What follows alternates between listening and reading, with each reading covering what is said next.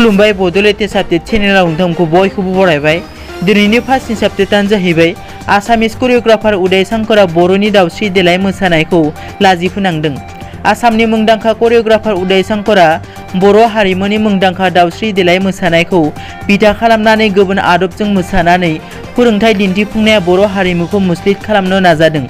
करियोग्राफार उदय शंकरा बर'नि सोदोमस्रि गोनां आरो गाब गोनां दावस्रि देलाय मोसानायखौ गोरोन्थियै दिन्थिफुंनाया बर' समाजाव बयखौबो लाजि फोनांदों। बेनि थाखाय करियोग्राफार उदय शंकरा बर' समाजनि खाथियाव निमाहा बिनांगौ होननानै गोख्रों दाबि दैखांदों। जुदि उदय शंकरा गावनि गोरोन्थिनि थाखाय निमाहा बिया अब्ला आयेननि मदद लागोन होननानै बर' समाजनि सांग्रा नोगोरारिफोरा हुमखि होदों।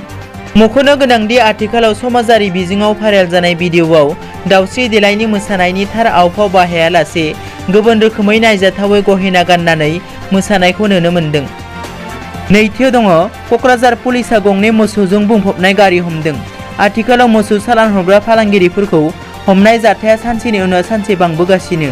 थिग बेबादिनो क'क्राझार पुलिस बिफाना मोनसे स्रुद सोलोंनि बिथाजों संदाननानै क'क्राझार पुलिस थानानि सिङाव थानाय सेंमारि ओनसोलनिफ्राय AS17C 1503 आरो AS17B 9593 नाम्बारनि मेजिक गारि गंनैजों सिखावै लांखोमानाय गासै मा 22 मोसौजों लोगोसे सासे गारि सालायग्राखौ हमना होयो।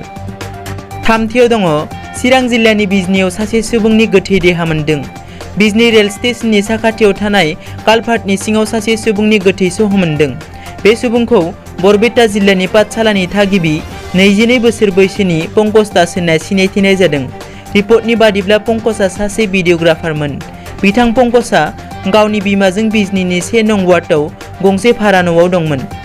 बिथाङा थांनाय 19 आगस्ट खालारनिफ्राय गोमाना दंमोन आरो बिथां पंकजनि बिमाया थांनाय 11 आगस्ट खालार खालि बिजनी थानायाव मोनसे गसर थिसनदोंमोन। ओनसोलनि मानसिफोरा गोथै देहाखौ नुसनना पुलिसनो खौरां हरो। बेनि उनाव पुलिसआ जाथायसालियाव फैनानै गोथै देहाखौ बोखाङो आरो पस्टमर्टामनि थाखाय दैथायहरो। ब्रैथियाव दङ गौतम देव शर्माया भारत सरकारनिफ्राय साबसिन फोरोंगिरि बान्थानि थाखाय सायख'जादों। क'क्राझार सरकारि गोजौसिन गेजेर थांखिबां फरायसालिनि लेङाइ फोरोंगिरि गौतम देव शर्माया भारत सरकारनि 2020 मायथाइनि हादोरारि साबसिन फोरोंगिरि बान्थानि थाखाय सायख'जादों। खौरांगिरिनि सिगाङाव भारत सरकारनि साबसिन फोरोंगिरि बान्थानि थाखाय सायख'जानाय गौतम देव शर्माया फोरमायो दि फोरोंगिरि जिउआव बियो बिथांनि बेसेबा गेदेर जाफुंसारनाय आरो बे बान्थानि थाखाय सायख'जानानै जोबोद गोजोननाय मोन्दों आरो फैगौ 5 सेप्तेम्बर फोरोंगिरि सानाव भारत सरकारा बिथांनि बान्थाखौ गथायगोन होननानै गौतम देव शर्माया बुंबावो।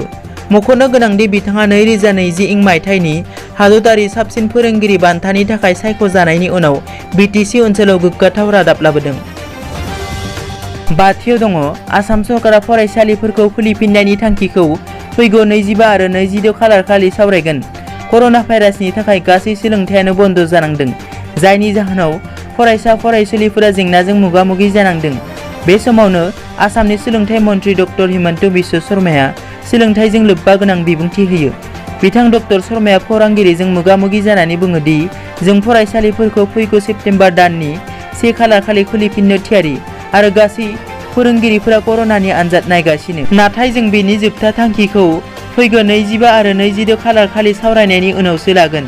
मख'नो गोनांदि गासैबो फोरोंगिरिफोरा थांनाय 21 आगस्ट खालारनिफ्राय कर'नानि आनजाद नायनायखौ जागायदों। दिनैनि रादाबा एसेनोसै। नोंथांमोना जुदि आंनि चेनेलखौ दासिमबो साबस्क्राइब खालामाखै, अन्नानै साबस्क्राइब खालाम। गोजोन्थों।